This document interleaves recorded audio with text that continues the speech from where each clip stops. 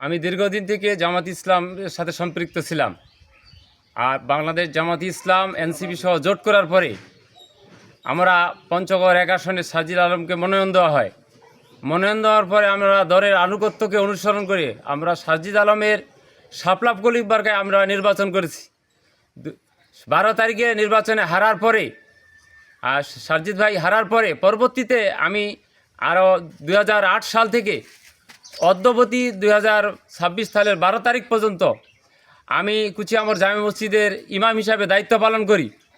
সকালে কোনো কারণবশত ছাড়াই আমাকে ইমামের দায়িত্ব থেকে অব্যাহতি দেওয়া হয়েছে। কারণ হচ্ছে আমি জামাত ইসলাম করি, শাপলাকলির পক্ষে নির্বাচন করার কারণে আমাকে অব্যাহতি করা হয়েছে। আমি তাকে বলেছি যে আমাকে কমসে কম মসজিদের মুসল্লিদের কাছ থেকে বিদায় নেওয়ার জন্য আমি আপত্তি করেছি। সে আপত্তিও আমার গ্রহণ করা হয়নি। আমাকে মসজিদ থেকে অব্যাহতি দিলেন আব্দুল হাকিম, সাবেক আওয়ামী লীগের ওয়ার্ড সভাপতি, বর্তমান নতুন বিএনপিতে যোগদানকারী। তিনি আমাদেরকে মোবাইলে বাধা দিয়েছিলেন।